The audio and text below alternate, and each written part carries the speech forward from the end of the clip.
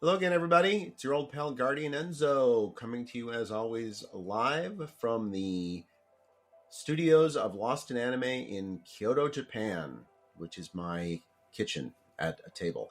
And I want to thank everybody for tuning in. I want to wish everybody a very happy new year. And thank you for once again joining me for the Anime of the Year for 2023, which I have to say was, in hindsight, a pretty darn good year for anime.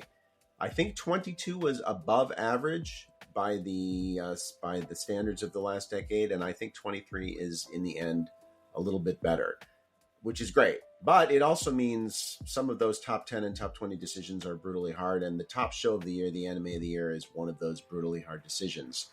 In fact, there are two shows that were in contention for me. I think you could probably guess which they were. And for various logistical reasons, I'm actually recording this before I've even started publishing any of the top 10 countdown. So as I record this, in theory, I haven't even decided what my Anime of the Year is. And I really agonized over this for a long time.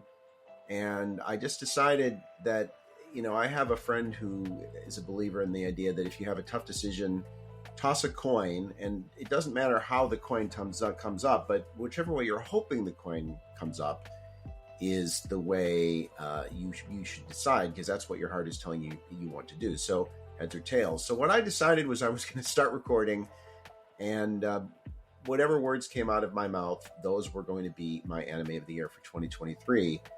And without further ado, then, my Anime of the Year for 2023 is Vinland Saga Season 2. And Vinland Saga Season 2 is a great series. It's the second time Vinland Saga has been my Anime of the Year, and I hope not the last time, by the way. But so is Pluto. Pluto is phenomenal. And in fact, the fact that this is the second time for Vinland Saga, and in theory there could be more times, was a possible factor in going the other way. I sort of ran some ideas by Princess Usagi, my random curiosity colleague, and because I was struggling with the decision, and she suggested, well, if it's a tie, give it to Pluto, because Pluto is only Pluto. There will never be a Pluto 2, we hope. And Vinland Saga will be back again, hopefully, in anime form. And also, as I must point out, again, it already won the Anime of the Year once. But I just decided in the end I had to leave it to my gut, and my gut, when I started recording this, told me it's Vinland Saga.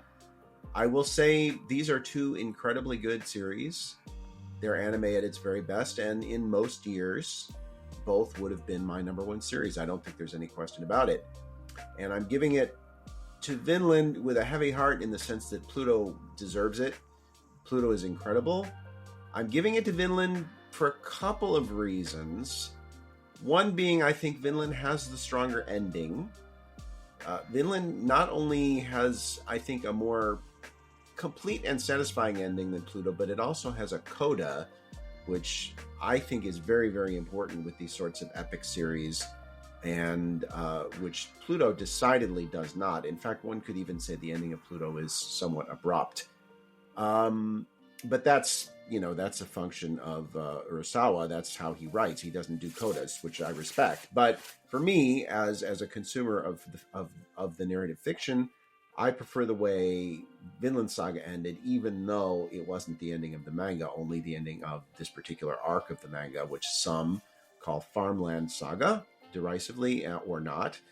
Some call it that with affection, some with less so.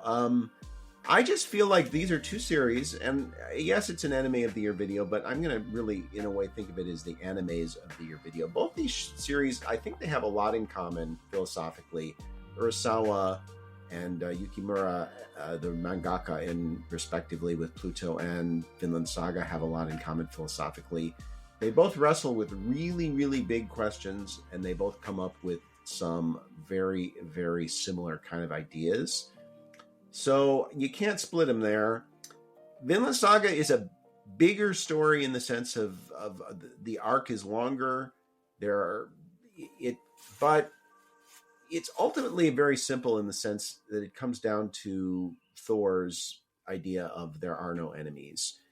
And I think the way this played out in the Farmland Saga arc, and the way that arc, it followed a channel like a river to the point where there was only one logical way it could end, and it ended that way. And I thought it was just breathtakingly beautiful the way he did that.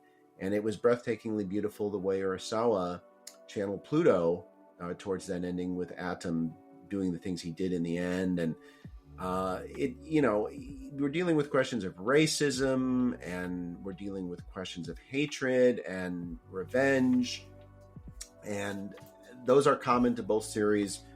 Vinland probably tilts it more in the direction of, I would say, war and peace, if you like, and the idea of whether one individual can or should try to change the world. And I think the answer Yukimura comes up with is yes, you should.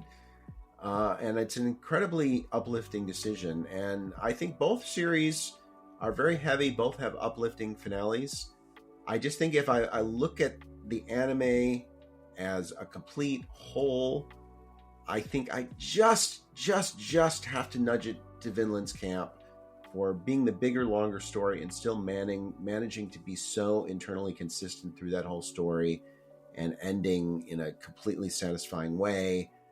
But God love you, Pluto. You're fantastic. I'm so thrilled that it came to anime. I'm so thrilled that Maruyama had a chance to see his dream come true and come through in glorious fashion with a fantastic adaptation that would have been the anime of the year probably 75% or more of the time I've been doing such lists.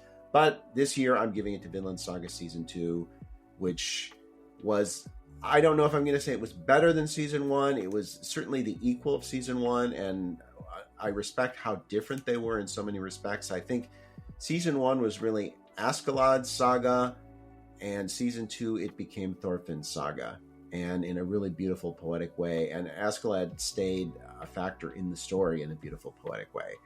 And there's a lot of beauty and poetry to Vinland Saga, just as there is a lot of beauty and poetry to Pluto as well. So that's it. It's Vinland Saga for the second time. It's an incredible series in a very good year. Pluto is one of the best number 2 series I've ever had on any list. Should have been a number 1. It's number 1 in my heart, but I'm giving it to Vinland.